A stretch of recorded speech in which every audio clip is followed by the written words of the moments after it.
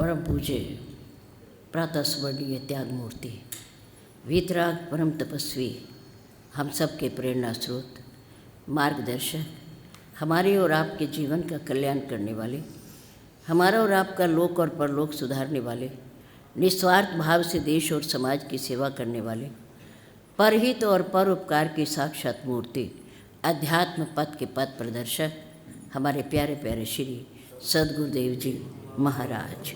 बोल श्री सद्गुरुदेव महाराज की जय हो।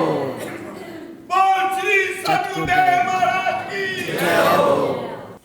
अर्चनीय वंदनीय धर्म स्वरूप पुरुष समाज, भक्ति स्वरूपा मातृशक्ति प्यारी बहन, प्रातःकाल की शुभ वेला में श्री परम सुंदर सत्संग भवन के प्रांगण में परम पूज्य गुरुदेव जी के चरणारविंद में परमपिता परमात्मा को साक्षी मानते हुए अपने अपने पैरों की चौकड़ी लगाकर बैठते हुए, शरीर को सीधा रखते हुए, मन को अपने पास लाते हुए, चित्तवृत्ति को एकाग्र करके बैठते हुए, चेहरे को मंच की ओर रखते हुए, आंखें खोल करके बैठते हुए, किसी भी प्रकार की हलचल को रोकते हुए, शांति का दान देते हुए, धर्ममय वातावरण में धर्म की चर्चा, जीवन सुधार की चर्चा, प्रभु की पवित्र पावनी चर्चा कहने और सुनने का प्रयास कीजिए। धन्यवाद।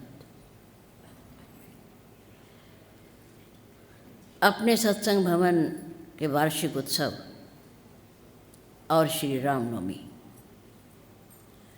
और पूज्य गुरुदेव जी का अवतरण दिवस के उपलक्ष्य में सभा के सम्मानित सदस्यों के द्वारा 7 दिन का समय निश्चय किया गया, जिसमें आज चौथा दिन है और 5वां नवरात्र। कल छठा नवरात्र है और सप्तमी तिथि है। श्री दुर्गा अष्टमी को यहाँ की परंपरा के अनुसार परम पूज्य गुरुदेव जी के अवतरण दिवस के उपलक्ष्य में हवन और यज्ञ होगा। समय सत्संग का यही रहेगा। यज्ञ और हवन का समय प्रातःकाल जैसे आदरणीय पंडित जी और सभा के सदस्य निश्चय करेंगे वैसा होगा। दुर्गा अष्टमी पर कन्याओं का पूजन, देवियों को सम्मान दिया जाता है, क्योंकि ये नवरात्रे दुर्गा माँ के हैं। इसलिए महिला जगत को, बच्चियों को, कन्याओं को पूजा जाता है, उनका सम्मान किया जाता है। महिला शक्ति स्वरूपा है।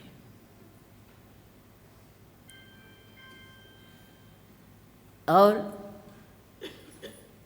लक्ष्मी स्वरूपा है। दुर्गा का रूप है घर को, संतान को संभालना इन देवियों का काम है। इसलिए इनके ऊपर घर गृहस्थी की जिम्मेदारी अधिक होती है।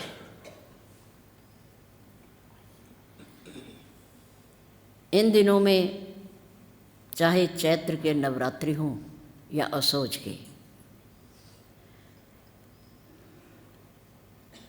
पूरी धरती पर धर्ममय वातावरण रहता है। खाने पीने वाले भाई बच्चे इन दिनों में उन वस्तुओं का त्याग कर देते हैं जो नहीं खानी चाहिए, पर खाते हैं। नहीं खानी चाहिए इसलिए त्याग करते हैं, पर कितने दिन के लिए? 7 दिन के लिए। और उसके बाद फिर खाते हैं, जबकि वो जानते हैं कि ये हमारे खाने योग्य नहीं है। क्यों?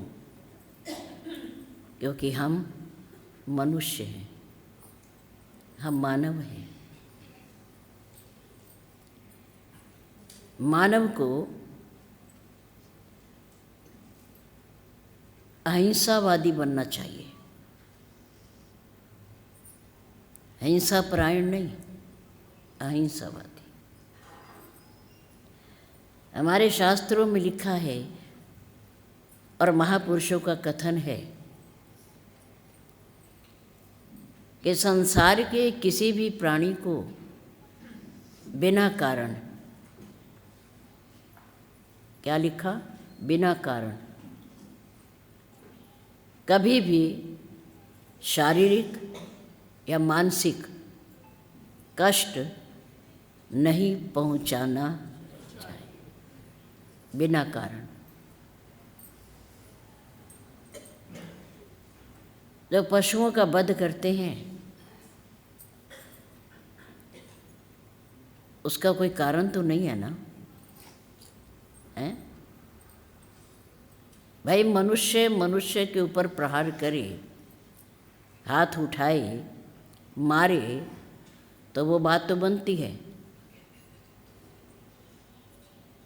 कि जे में ही मारे तिन में मारे, हनुमान जी ने कहा। भाई स्वाभाविक सी बात है कि तेरे राक्षसों ने मुझे मारा, बदले में शरीर की रक्षा के लिए मैंने भी उन्हें मारा। जो मारे उसके प्रति तो हम जवाब देते हुए उस पर प्रहार कर सकते हैं, लेकिन जो कहता ही कुछ नहीं, कहा ही कुछ नहीं,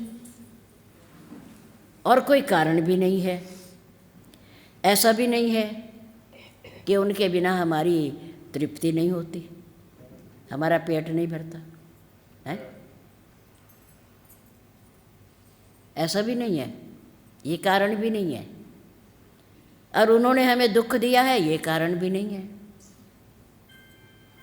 क्योंकि वो तो बेजुबान जानवर हैं, बेचारे बोल भी नहीं सकते।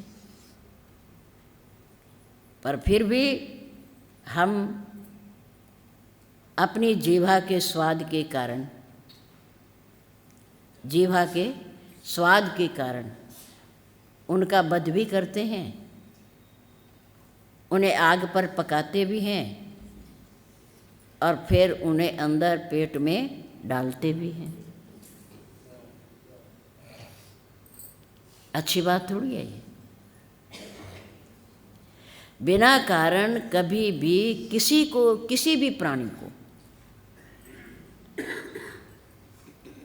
दुख देना नहीं चाहिए, कष्ट नहीं पहुंचाना चाहिए। और हमारा एक जैन धर्म है जो जिसके 24 तीर्थंकर महापुरुष हुए और उन्होंने संदेश दिया, अहिंसा परमो धर्म, अहिंसा परमो धर्म, यानी कि किसी को ना मारना बिना कारण परम धर्म है, परम धर्म। किसी को कष्ट ना पहुंचाना।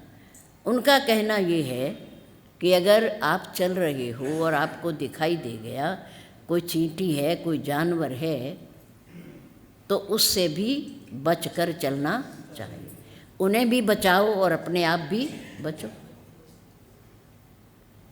उसको भी कष्ट नहीं पहुंचाना, पीड़ा नहीं देनी, दुख नहीं देना, पैर के नीचे नहीं दबाना।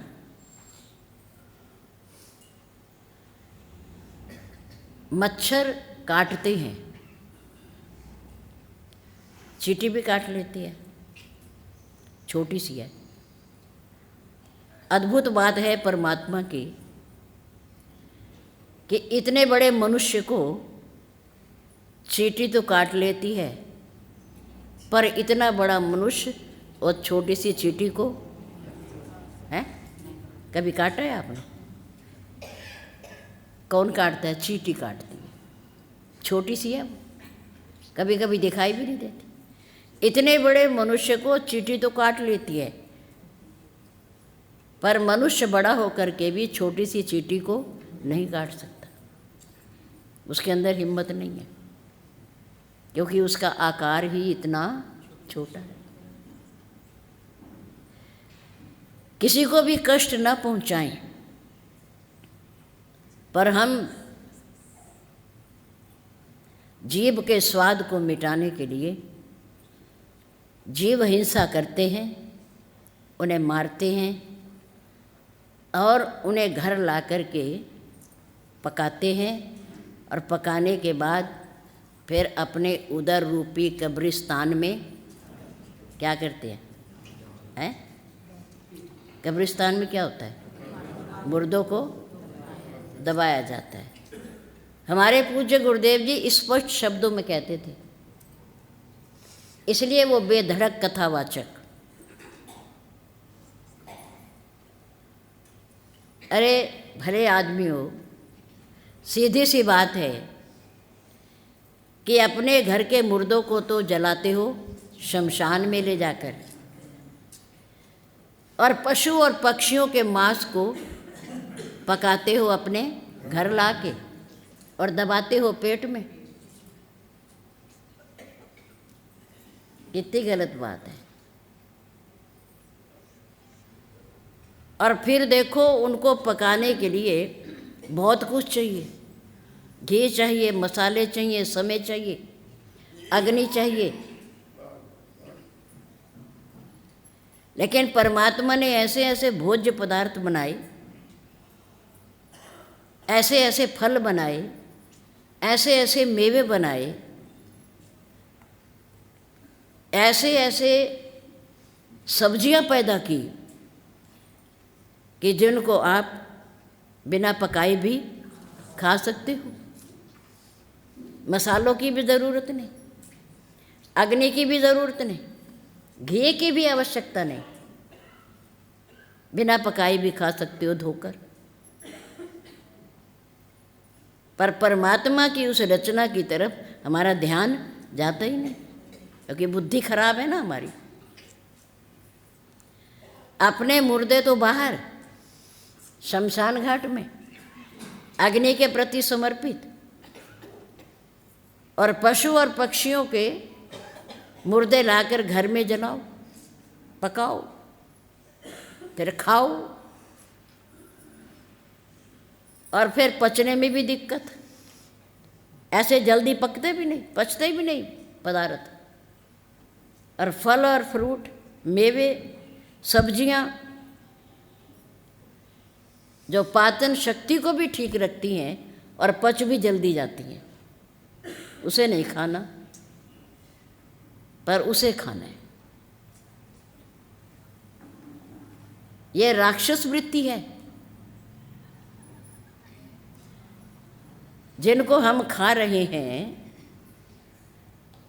स्वाद के लिए, ताकत के लिए, समय आएगा वो भी एक दिन हमें खाएंगे। भेड़ बकरी बनना पड़ेगा, गाय भैंस बनना पड़ेगा, क्योंकि जैसी करनी है, जो करेंगे सो हम खा रहे हैं तो वो हमें भी खाएंगे, एक दिन खाएंगे। और याद रखो, गुरुदेव कहा करते थे, मांस खाने वाले के शरीर में से दुर्गंध आती है, उसके पसीने में से दुर्गंध आती है। और जो शाकाहारी होता है, जो साग सब्जी खाता है, जो अन्न खाता है, फल खाता है, उसके पसीने में बदबू नहीं होती। उनके पसीने में भी बदबू और शरीर में भी, और धीरे धीरे जीवन से भी बदबू आने लगती है। नफरत होने लगती है। ना खाया करो, खाते हो तो छोड़ दो। 7 दिन छोड़ते हो, हमेशा के लिए छोड़ दो ना। साल में 2 बार छोड़ते हो, नवरात्रों में। कितनी धार्मिक प्रवृत्ति रहती है, स्वभाव कितना अच्छा रहता है, अच्छा सुनने को मन करता है, अच्छी जगह जाने को मन करता है। इसलिए 7 दिन छोड़ा है तो लंबा छोड़ के एक बार देख लो कि गुजारा होता है कि नहीं होता, शरीर चलता है या नहीं चलता। चलेगा, ये तो हम उनके अधीन हैं। कल हमने कहा ना कि भजन करते करते सिगरेट की याद आ जाना भोग प्रधान है। भोग प्रधान यानी कि परमात्मा का नाम लेते लेते हमारा ध्यान कहाँ चला गया? सिगरेट की तरफ चला। अगर ऐसा होता रहा तो एक दिन भजन तो छूट जाएगा और केवल सिगरेट ही रह जाएगी। ये तो एक प्रमाण है, उदाहरण है एक। और यदि सिगरेट पीते पीते भगवान की याद आ जाए, ये भाव प्रधान है, तो एक दिन ऐसा आएगा कि सिगरेट तो छूट जाएगी, जीवन में भजन ही भजन रह जाएगा। पर ऐसा होगा तब हम जब स्वयं चाहें। स्वयं चाहने से होता है, ये वैसे नहीं होता। अब नवरात्रों में हम स्वयं चाहते हैं तभी तो, ये खाना नहीं पीना नहीं कुछ गलत। माँ के नवरात्रे हैं,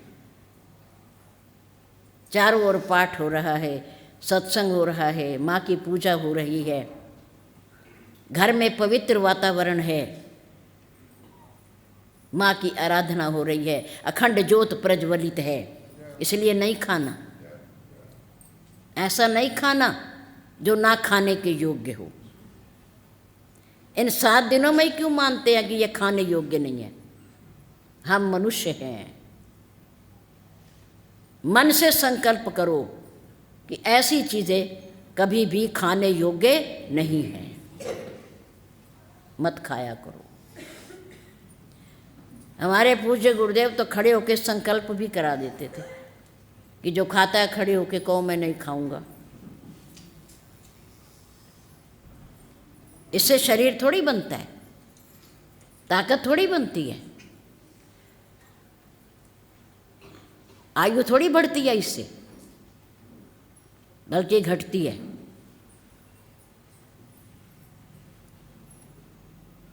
इसलिए जो अशुद्ध है, जो नहीं खाना चाहिए, उसे कभी भी नहीं खाओ और ना पियो। बाद में परेशानी तो अपने को ही है ना।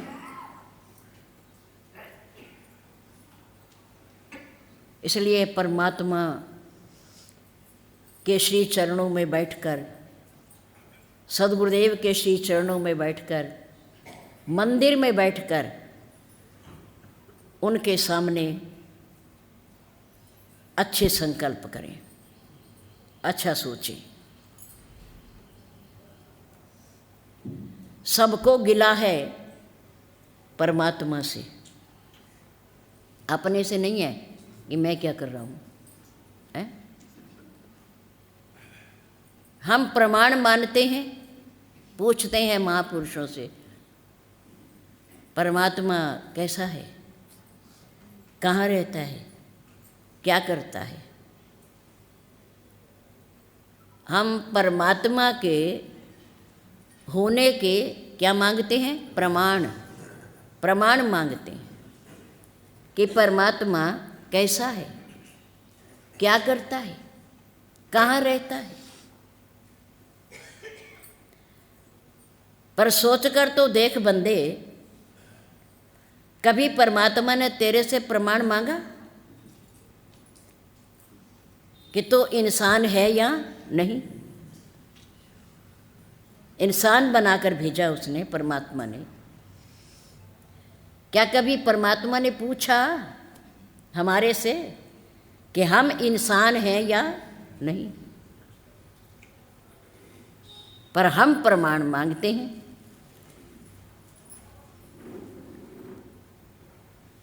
हमारा कोई अधिकार नहीं है। बहुत बड़ा प्रमाण है कि बिना सड़क के सूर्य का रथ चल रहा है, चारों दिशाओं में घूम रहा है, इसका कभी तेल समाप्त नहीं होता, सूर्य भगवान कभी छुट्टी नहीं लेता। 15 दिन चंद्रमा बढ़ता है, पूर्णिमा को पूरा हो जाता है, 15 दिन चंद्रमा घटता है और अमावस को शून्य हो जाता है। बताओ कहाँ जाता है वो? ऐसा कौन करता है? और आकाश पर बिना गोंद के हैं हजारों लाखों तारे चिपके हुए हैं, कभी गिरते नहीं। ये कौन है? ये किसका खेल है? परमात्मा का खेल है, ईश्वर का खेल। ये ईश्वर करता है, आदमी नहीं करता। बड़े बड़े खेल हैं, चमत्कार हैं उसके, परमात्मा के उसके प्रमाण ना मांगा करो कि परमात्मा कैसा है, परमात्मा कहाँ है, वो क्या करता है। वो करता है जो मनुष्य नहीं कर सकता। वो करता है जो मनुष्य की हाथ की बात नहीं है, मनुष्य नहीं कर सकता, ये वो करता है। अरे प्रमाण न मांगा करो, अपने इंसान होने के प्रमाण दिया करो, अपने चरित्र के प्रमाण दिया करो कि हम चरित्रवान हैं या नहीं, हम सदाचारी हैं या नहीं, हम भगवान के भक्त हैं या नहीं, हम इंसान हैं या नहीं। अपने प्रमाण, परमात्मा का प्रमाण क्या मांगना है? जिसकी इच्छा के बिना हमारा एक श्वास ना अंदर जा सकता है और ना बाहर आ सकता है, उसके क्या प्रमाण मांगना है? कम प्रमाण है। बिना खंभे के इतनी बड़ी छत खड़ी है, हैं? आज आपने 40-50 गज के मकान में दीवारें खड़ी करनी हो तो बीम बन डाले जाते हैं, कई पिलर लगाए जाते हैं, आपके सत्संग भवन में लगे हुए। पर परमात्मा की छत खड़ी इतनी बड़ी विस्तार वाली, ब्रह्मांड में किसी भी कोने पे चले जाओ आपको कहीं खंभा दिखाई नहीं देगा और छत नीली दिखाई देगी, है या नहीं? अमेरिका चले जाओ, 7 समुंदर पार चले जाओ, ऑस्ट्रेलिया चले जाओ, लंदन चले जाओ, कहीं चले जाओ, पूरी सृष्टि में आपको नीली छत तो दिखाई देगी, लेकिन उसके नीचे कोई सहारा दिखाई नहीं देगा। यह किसका प्रमाण है? परमात्मा का। परमात्मा को कोई फर्क नहीं पड़ता उसे मानो या ना मानो, यह फर्क हमें पड़ता है। हम मानते हैं तो आस्तिक हैं और नहीं मानते तो नास्तिक हैं, मानते हैं तो धर्मात्मा हैं और नहीं मानते तो अधर्मी हैं। मानो ईश्वर है, आंखों में ईश्वर की ज्योति है, कानों में से सुनने की शक्ति उसकी है, पैरों में चलने की शक्ति उसकी है, वो सर्वशक्तिमान है, हाथों में करने की शक्ति उसकी है, ये प्रमाण है उसके। परमात्मा के होने के और ना होने के प्रमाण मत मांगा करो, क्योंकि वो सर्व समर्थ है, वो सर्वशक्तिमान है, वो सर्व अंतर्यामी है, वो जगत का आधार है। नीचे पानी है पृथ्वी के, नीचे क्या है? पानी है। और ऊपर ये क्या है? जमीन है, धरती है, ऊपर आसमान है। कभी आपस में मिलते नहीं। ऊपर आसमान है, बीच में धरती है, नीचे पाताल में पानी है, पर उसकी इच्छा के बिना एक पत्ता भी हिल नहीं सकता। तीनों कभी आपस में मिलते नहीं, अलग अलग खड़े हैं अपनी मर्यादा में। समुद्र ने कहा प्रभु राम से, आप मेरे किनारे पर बैठकर प्रार्थना कर रहे थे, आप क्या चाहते थे, क्यों कर रहे थे? भगवान श्री राम जी ने कहा कि मैं आपसे रास्ता मांग रहा था। किस रूप में? कि आप अपनी अथाह जल राशि को सुखा लें और हमारी सेना आपके पार चली जाए लंका में। मैं आपसे रास्ता मांग रहा था। समुद्र ने कहा प्रभु रास्ता तो मैं दे देता, मैं सूख भी जाता, क्योंकि आपके संकल्प करने की बात है। सिर्फ आप मन में सोचो कि समुद्र सूख जाए, मेरी क्या औकात है, मेरी क्या शक्ति है, मैं सूख जाऊंगा, आप पार चले जाना। पर लेकिन प्रभु मैं आपकी मर्यादा में बंधा हुआ हूँ। दुनिया भर की नदियाँ और नाले मेरे में आके समा जाते हैं, पर मैं अपनी मर्यादा को पार नहीं करता। लेकिन अब कभी कभी समुद्र में भी सुनामी आ जाती है? वो भी किसके कारण? हमारे कारण, हम लोगों के कारण। क्यों? क्योंकि हमने समुद्र की मर्यादा को तोड़ दिया है। नगर बना लिए, देश बना लिए, घर बना लिए। हमने समुद्र की मर्यादा को तोड़ा, उसे भरा और उसके अंदर अपने देश और घर खड़े कर लिए, महल बना लिए, महल बना लिए। मेरे राम ने समुद्र को छेड़ा नहीं, सिर्फ प्रार्थना की है। प्रार्थना कि आप हमें रास्ता दे दें तो हम पार हो जाएंगे। समुद्र ने कहा प्रभु मैं मर्यादा में हूँ, अपनी मर्यादा से बाहर नहीं जाऊंगा, और एक बार अगर बाहर चला गया, मर्यादा मैंने तोड़ दी, आपके लिए मैं सूख गया, तो वो दिन दूर नहीं कि दिन प्रतिदिन महापुरुष, ज्ञानी लोग, तपस्वी लोग मेरे किनारे पर आएंगे, मेरे से प्रार्थना करेंगे, मेरे से रास्ता मांगेंगे, और मुझे बार बार सूखना पड़ेगा, सूखना पड़ेगा। प्रभु आप मर्यादा पुरुषोत्तम हैं और मैं आपकी मर्यादा के अंदर हूँ। मेरे लिए आपकी आज्ञा का पालन करना परम कर्तव्य है, पर मैं बंधा हुआ हूँ।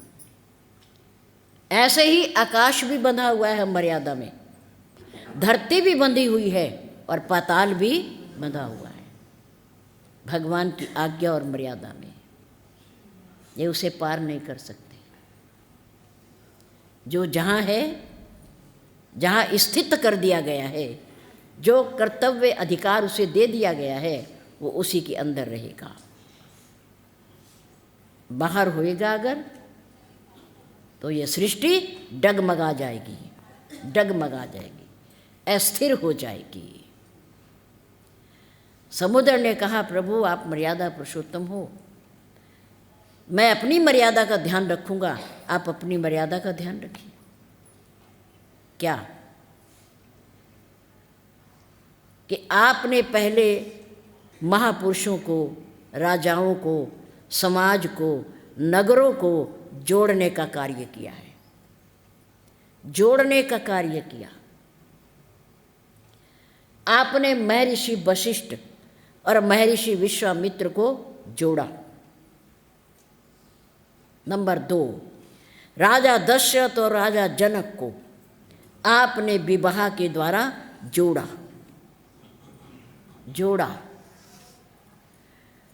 आपने निखाद राजा को, भीलों के राजा को मित्र बना करके अपने से जोड़ा। उसके बाद किष्किंधा के राजा अहंकारी अभिमानी राजा बाली का वध करके आपने उस राज्य को भी अपने से जोड़ा। आप अब तक जोड़ने का काम करते आए हैं, अब आप तोड़ने का क्यों कर रहे हो? मुझे सुखा क्यों रहे हो? आप पार चले जाओगे तो लंका वाले लंका में रहेंगे और इधर भारत वाले, अयोध्या वाले अयोध्या में रहेंगे। आप एक ऐसा रास्ता निकालिए कि जिससे इनकी दूरी कम हो जाए, इनका फासला कम हो जाए, ये जुड़े, इनका आवागमन बना रहे, आना जाना बना रहे, ये मिलते जुलते रहें। आप इन्हें जोड़िए। लंका अलग है और इधर अवध और जनकपुर अलग है, लेकिन इनको जोड़िए आप। कैसे जुड़ेगा? समुद्र के ऊपर क्या बनाइए? पुल बनाइए। पुल का काम होता है जोड़ना, पुल का काम जोड़ना। और एक विशेषता और है पुल की, कि जब तक पुल नहीं बनता तब तक लोग जो समर्थ हैं वो पैसा दे करके नाव के द्वारा, जहाज़ के द्वारा उसे पार करके दूसरे नगर में चले जाते हैं। लेकिन छोटा से छोटा जीव, चींटी भी उस दूसरे नगर और शहर में जा सकती है जब उसके ऊपर पुल बन जाए। छोटा भी जा सकता है और बड़ा भी जा सकता है। दोनों किनारों पर बसे हुए गांवों को, नगरों को आपस में जोड़ने का काम कौन करता है? पुल करता है। प्रभु, आपके गुरुदेव ने आपको पुल की संख्या दी है क्योंकि आप जोड़ने आए हो। धर्म सेतु पालक तुम ताता। विश्वामित्र जी ने कहा, राम तुम दुनिया में पुल बन करके अवतरित हुए हो। पुल बन करके तुमने जोड़ा है सबको, बिखरे हुओं को इकट्ठा किया है। राम जी के आने से पहले दुष्ट प्रवृत्ति के लोग तो एक थे, जुड़े हुए थे, लेकिन सज्जन लोग बिखरे हुए थे। सज्जनों को जोड़ने के लिए, दुष्टों को हराने के लिए भगवान राम का अवतार हुआ। मेरे राम ने आकर के सज्जनों को इकट्ठा किया, जोड़ा। बिखरो ना, जुड़ो। क्यों? एकता में बल है, जुड़ने में बल है, शक्ति है, और बिखरने में बल नहीं है। नाव है नाव, वो व्यक्तियों को नदी से पार करती है। अगर उस नाव की जुड़ी हुई लकड़ियां टूट जाएं तो एक अकेली लकड़ी तो पार जा सकती है, तैर सकती है, लेकिन किसी यात्री को, किसी पथिक को सुरक्षित दूसरे किनारे पर नहीं पहुंचा सकती। स्वयं तो पार जा सकती है, लेकिन किसी यात्री को अपने ऊपर बिठाकर दूसरे किनारे पर नहीं ले जा सकती। जब तक वो नाव के साथ जुड़ी हुई है, नाव बनी हुई है, तब तक वो पार करेगी। लेकिन जैसे ही नाव से अलग हो जाएगी, वो स्वयं तो पार हो जाएगी, लेकिन दूसरों को पार नहीं ले जा सकती। ऐसे ही जुड़ने में लाभ है। समुद्र ने कहा, प्रभु आप पुल बनाइए, आप जोड़ने आए हो, पुल बनाने आए हो, मुझे सुखाते क्यों हो? मेरा अस्तित्व क्यों मिटाते हो? मैं तो आपकी मर्यादा में बंधा हुआ हूं। प्रभु राम ने कहा, पुल बनाने के लिए तो बहुत कुछ चाहिए, बहुत सामान चाहिए, बहुत सारे मजदूर चाहिए, ईंट पत्थर चाहिए। मेरे पास तो ऐसा कुछ भी नहीं। बानरी सेना है और छोटे मोटे इनके पास हथियार हैं और मेरे पास धनुष बाण है। पुल कैसे बने? समुद्र ने कहा, प्रभु आपकी सेना में चाहे वो बानर हैं, पर दैवी शक्ति है। आपकी सेना में 2 बहुत बड़े इंजीनियर हैं और उनके हाथ में ये कला है कि आपको सीमेंट और रेते की भी आवश्यकता नहीं है। उनके हाथों में कला है ये कि बड़े से बड़े, भारी से भारी पत्थर को अगर उठा करके वो जल में फेंकेंगे तो जल में तैरने लगेगा, तैरने लगेगा। महान पुरुषों का आशीर्वाद है। कभी कभी किसी का दिया हुआ अभिशाप भी आशीर्वाद बन जाता है, आशीर्वाद बन जाता है। आज नल और नील के लिए महापुरुषों के द्वारा दिया हुआ अभिशाप क्या बन गया? आशीर्वाद बन गया, वरदान बन गया। समुद्र के ऊपर पुल बनाने में सहायक बने। कितना बड़ा पुल है! उसके अवशेष आज भी समुद्र के नीचे है, पानी में। उस पुल के द्वारकापुरी जो समुद्र में डूब गई भगवान श्री कृष्ण के जाने के बाद, उसके अवशेष भी आज भी समुद्र में है, आज भी है। गोताखोर उन्हें देखते हैं जो तह तक जाते हैं अंदर। ये भी एक कला है। समुद्र के अंदर, समुद्र की गहराई में पुल को देख लेना, द्वारकापुरी को देख लेना, बड़े बड़े स्थान जो समुद्र में लय हो गए उनको देख लेना, ये भी एक कला है, गुण है एक।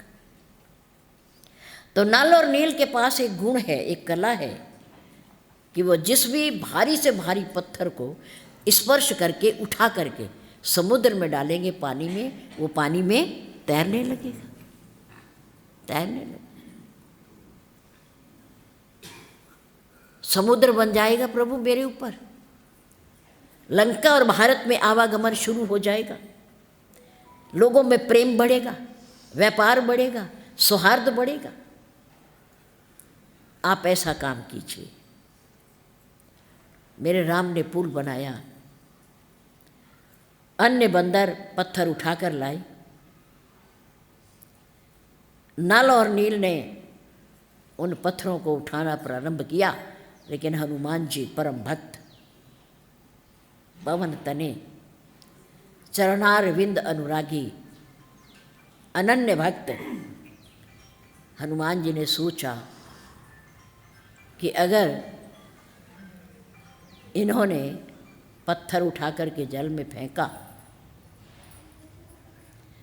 और वो तैरने लग गया तो लोग के मुंह पर यही चढ़ जाएगा कि ये पुल किसने बनाया? नल और नील ने बनाया। और इन्हें कभी अहंकार ना हो जाए, अभिमान ना हो जाए।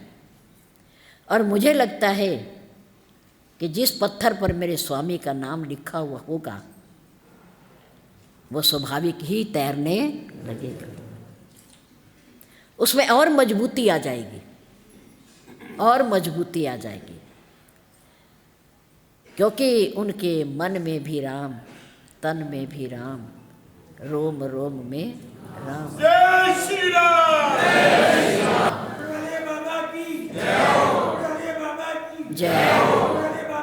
जय। उनका निशाना तो राम है बस। सुमरी पवन सुत पावन नामो, अपने बस करी राखे राम। राम का नाम जपने से, अनन्य भक्ति से स्वामी भी सेवक के बस में हो गए हैं। स्वामी भी सेवक के बस में हो गए हैं। अपने बस, जो चाहते हैं करवाते हैं, जो चाहते हैं। इसलिए श्री रामचरितमानस का पाठ तो कम होता है, पर श्री सुंदरकांड का पाठ प्रति मंगलवार को होता है। अब तो प्रति शनिवार को भी होता है। इतने स्वामी के मंदिर नहीं जितने सेवक के मंदिर हैं। जितनी पूजा सेवक की होती है उतनी स्वामी की नहीं होती। अपने बस करी राखे रामू। लोगों को भी पता है, भक्त को मना लो, वो भगवान को अपने आप मना लेगा। सेवक को मना लो, स्वामी अपने आप मान जाएगा, अपने आप माने जाएगा। इसलिए श्री सुंदरकांड जी का पाठ प्रति मंगलवार, प्रति शनिवार, और श्री रामचरितमानस का पाठ सालों बाद और वर्षों बाद भी नहीं, पता नहीं कब मन में आएगा। घर में खुशी होगी तो करवा लिया जाएगा, नहीं तो नहीं। सुमरी पवन सुत पावन नामो, अपने बस करी राखे राम। यह हनुमान सम नहीं बड़ भागी, नहीं को राम चरण अनुरागी। हनुमान जी प्रत्येक के अंदर अपने इष्ट देव के दर्शन करते हैं, उनकी युगल मूर्ति को निहारते हैं, देखते हैं। उनका ऐसा मानना है कि सब के अंदर मेरा राम बैठा है, मेरा राम विराजमान है। ये सब का वो सम्मान करते हैं। हनुमान जी ने कलम उठाई और वहीं से पत्थरों पर क्या लिखना शुरू कर दिया? राम का नाम, राम का नाम। बड़ाई मेरे राम को मिलनी चाहिए, मेरे स्वामी को, मेरे स्वामी को मिले, इस नल और नील को न मिले। इन्हें अहंकार हो जाएगा कि हमारे उठाने से, हमारे फेंकने से देखो समुद्र बन गया, कितना बड़ा समुद्र बन गया। अगर इन पत्थरों पर मेरे स्वामी का नाम होगा तो लोग कहेंगे कि देखो पत्थर पर राम का नाम लिखा तो वो पानी में तैर गए।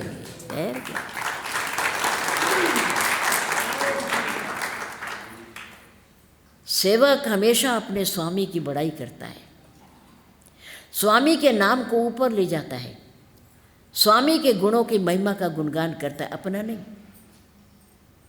जो सुची सेवक होगा, जो सच्चा सेवक होगा, वो किसका गुणगान करेगा? अपने स्वामी का। मेरे राम ने कहा, हनुमान तुम इसलिए मुझे अधिक प्रिय हो,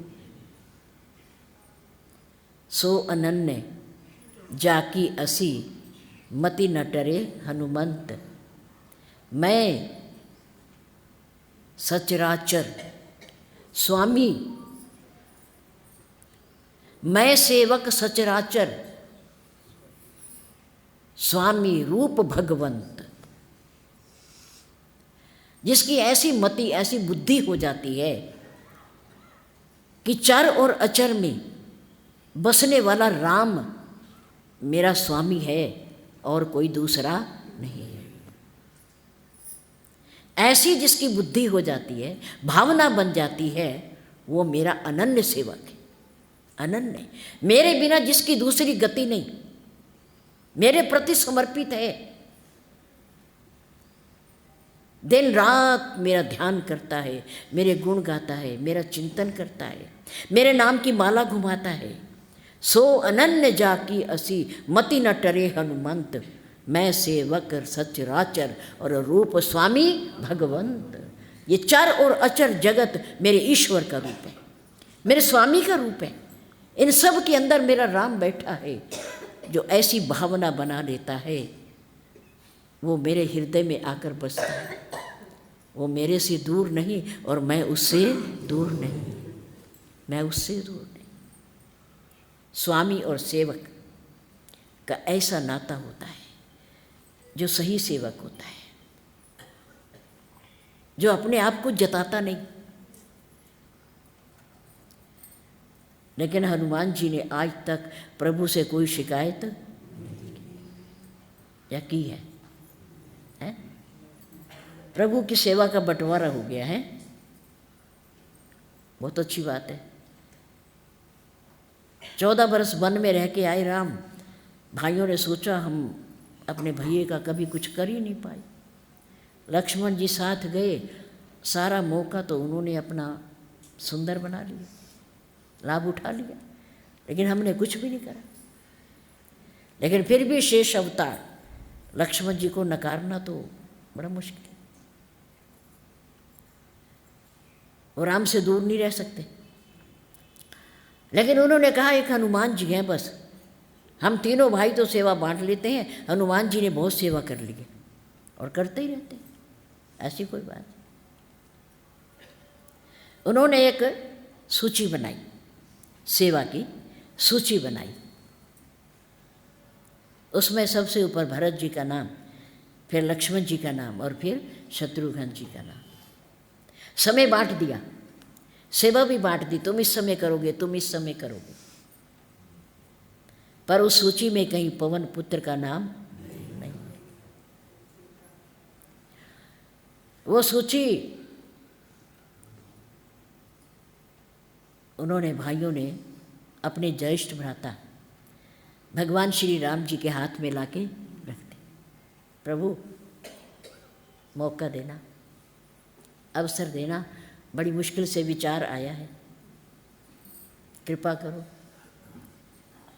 हमें मौका मिले आपकी सेवा का। हम तो कभी कुछ करते ही नहीं हैं। प्रभु ने सूची पढ़ी, देखा किसके जिम्मे क्या है। 3 भाइयों का नाम तो है, लेकिन बजरंग बली भगवान का नाम कहीं नहीं है, कहीं नहीं। और वो चरणों में बैठे थे,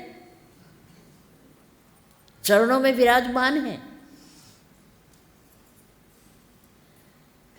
प्रभु श्री राम जी ने कहा हनुमान एक सूची आई है। अच्छा प्रभु, सेवा बांट दी गई है समय के हिसाब से।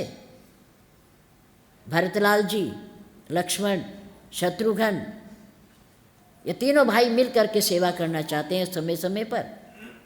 बहुत अच्छी बात है प्रभु, सबको मौका मिलना चाहिए, सबको मौका मिले आपकी सेवा का। आप तो सबके हो, सबके हो, ये संत की परिभाषा है। प्रभु ने कहा पर क्या प्रभु, क्या कहना चाहते हो? मैं ये कहना चाहता हूँ कि तीनों का नाम तो है सेवा में, पर आपका कहीं नाम।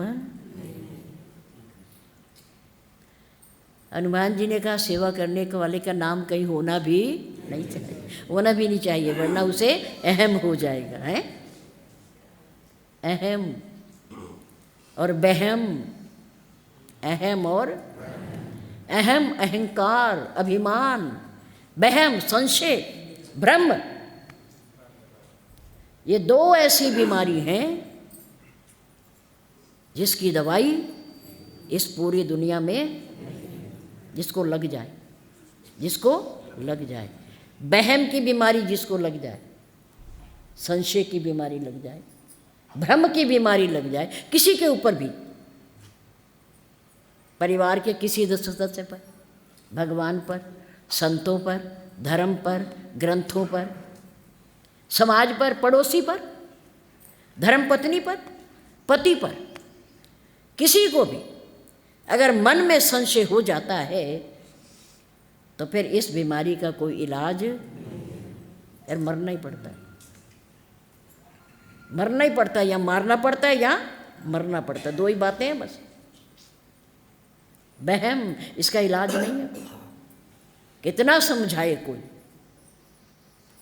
वो सारी समझ सिर के ऊपर से चली जाती है, सिर के ऊपर से समझ ही नहीं आती। और एक अहंकार, अभिमान, दुर्योधन को कितने लोगों ने समझाया, स्वयं भगवान श्री कृष्ण ने समझाया, संत विदुर महात्मा ने समझाया, और थोड़ा थोड़ा समय समय पर भीष्म पितामह ने भी समझाया, पर नहीं समझा। क्यों? अहंकार, अभिमान, मैं राजकुमार, मैं उत्तराधिकारी।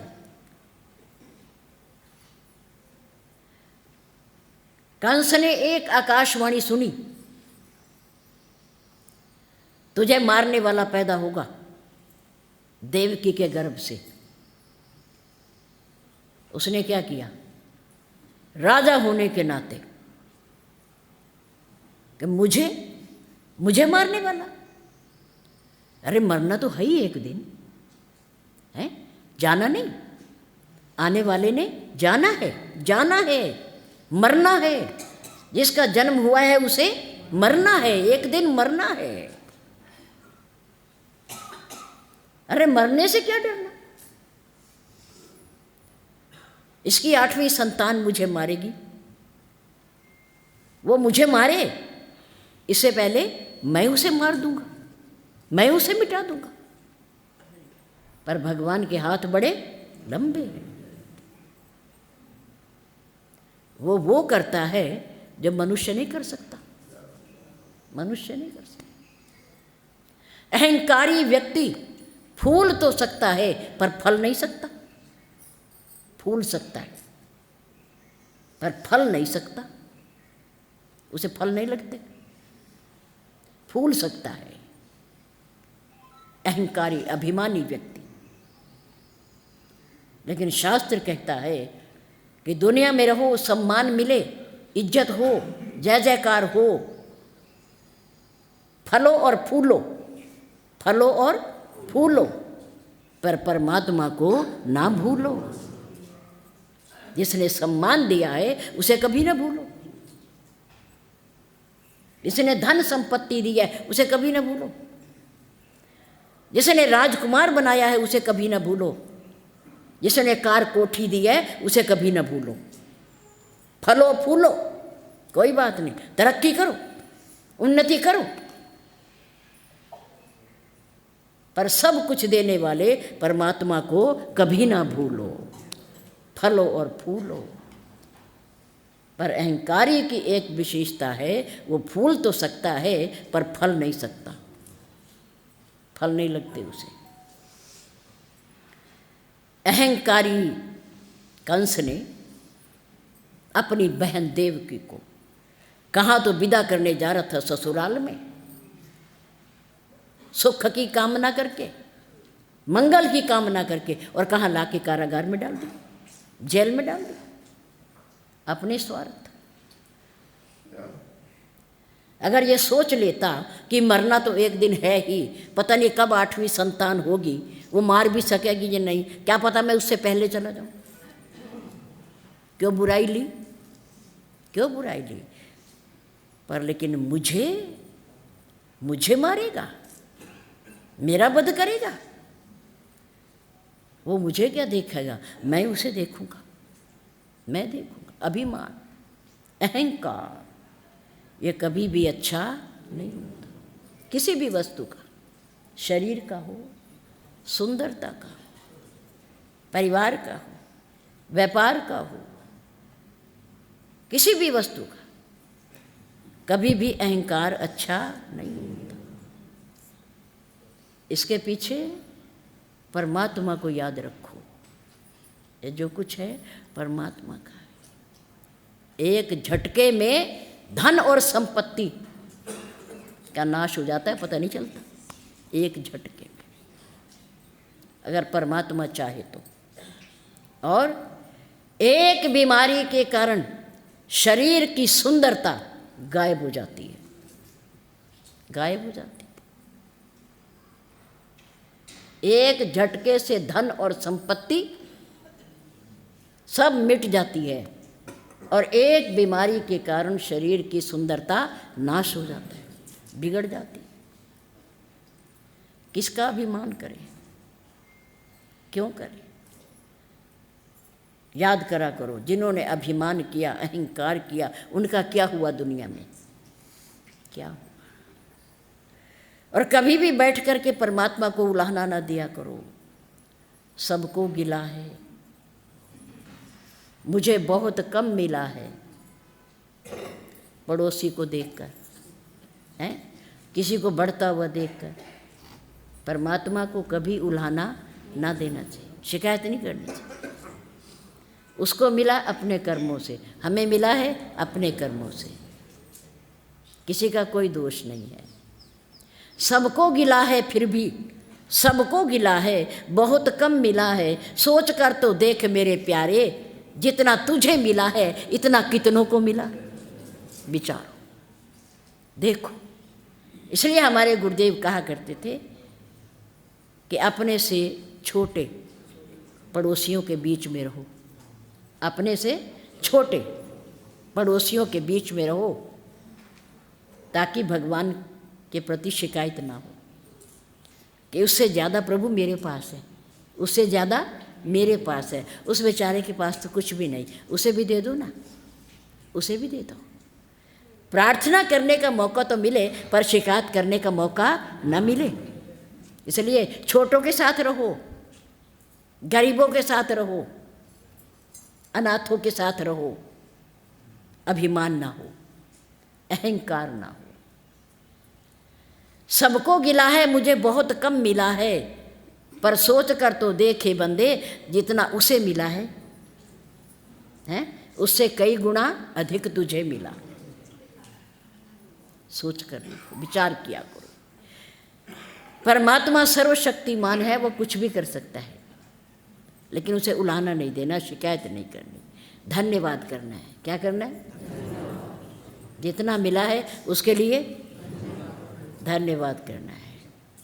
किसी के अंदर चोरी करके तो लाने से रहे, किसकी छत तो फाड़ने से रहे, है ना। संतोष तो उतने में करना पड़ेगा जितना हमारे पास है, जितना पास है। इसलिए घबराया ना करो। सबको देने वाला दाता राम है।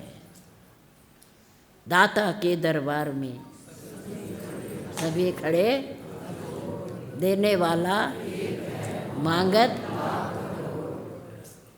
दुनिया याचक है, राजा भी याचक है।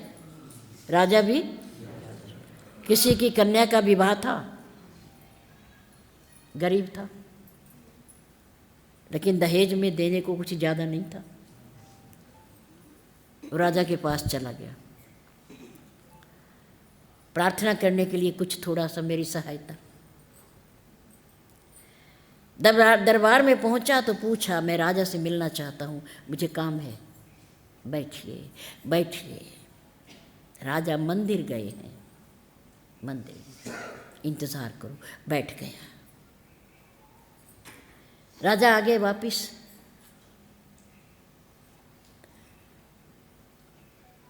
इतने में जब उसने, सज्जन ने सुना कि राजा मंदिर गए हैं, प्रार्थना करने गए भगवान के पास दरबार में, तो वो व्यक्ति उठ के चला गया, चला गया। राजन आए, मंत्री ने सूचना दी, आपसे मिलने आए थे वो। कोई बात नहीं, अब बुला लो, शायद उनके पास समय नहीं होगा, इंतज़ार का, उसे अब बुला लो, अपनी बात सुना देंगे। मंत्री उन्हें बुलाने गए तो अपने घर में स्थित मंदिर में भगवान के आगे बैठे थे, भगवान के आगे। उन्होंने घर वालों से कहा, राजा बुला रहे हैं। राजा आ गए हैं मंदिर से, बुला रहे हैं। उसने कहा कह दो राजा से, जहाँ से तुम मांगने गए थे मैं वहीं से मांग रहा हूँ। जब राजा होकर के तुझे भी मांगने की ज़रूरत है तो जिससे तू मांग रहा है मैं भी उसी से मांग लूँगा। तेरे से लेके मैं एहसान क्यों कराऊँ? है, मैं तो उस बड़े राजा से मांग लूँगा जिससे तू मांगने गया है, मुझे तेरे से मांगने की क्या जरूरत है। यहाँ राजा भी भिखारी है भगवान के आगे, सम्राट भी याचक है, पूरी दुनिया याचक है। दाता एक राम भिखारी सारी, राम एक देवता पुजारी सारी दुनिया। हम तो उसके दर के भिखारी हैं, उससे मांगा करो, शिकायत ना किया करो। क्या करो? मांगा करो, शिकायत नहीं करनी, उलाहना नहीं देना, क्योंकि वो इस योग्य नहीं। उसने बहुत कुछ दिया है, बहुत कुछ दिया है, इतना दिया है जिसके हम लायक भी नहीं थे, इतना दिया। उसका धन्यवाद किया करो। धन्यवाद, धन्यवाद करने से वो प्रसन्न होगा, खुश होगा, और फिर पता नहीं क्या हमारी झोली में डाल दे, अपने आप डाल दे, अपने आप डाल। फल विक्रेता से खरीदने वाले ने पूछा कितने पैसे दूं? तुमने मुझे आम दिए, कितने पैसे दूं? उसने कहा नहीं, अपने आप दे दो, अपने आप दे दो। उसने कहा नहीं भाई, चीज़ तूने दी है, वस्तु तूने दी है, तो भाव भी तो तू ही बताएगा ना कितने दूं। उसने कहा नहीं कोई बात नहीं, आप जितने देंगे मैं रख लूँगा, मैं रख लूँगा। सेठ ने जेब से 500 रुपये का नोट निकाला, उसे दे दिया। अब वो लेने वाला विक्रेता सोचने लगा इतने को तो मेरे फल ही नहीं थे जितना मुझे सेठ ने दे दिया है। बिन मांगे झूठ नहीं है ये, बिन मांगे और मांगे मिले, मांगन गया सो मर गया, ये सतगुरु की सीख। महात्मा ऐसे कहते हैं। अगर हाथ फैलाने की आदत हो भी गई है और मांगना ही है तो किससे मांगे? परमात्मा से। उसके आगे झोली फैलाएं, उससे भीख मांगे, वो देगा भी और एहसान भी नहीं करेगा। याद रखो, वो देगा भी और एहसान भी नहीं करेगा। दुनिया वाले एक बार देंगे और 10 जगह सुनाएंगे, 10 जगह जाकर कहेंगे मैंने उसे ये दिया, मैंने उसे ये दिया, इस समय मैंने उसकी सहायता की। एहसान भी जताएंगे, ढंढोरा भी, मनादी भी करेंगे। लेकिन परमात्मा जिसको देगा चुपचाप देगा, झोली भर देगा और देने के बाद एहसान भी नहीं करेगा, और ये भी नहीं कहेगा कि मैंने उसे इतना दिया, इतना दिया। ये शक्ति किसके पास है? परमात्मा के पास है। इसलिए झोली किसके आगे फैलाएं और धन्यवाद किसका करें, और शिकायत कभी ना करें, कभी ना करें। इन शब्दों के साथ धन्यवाद।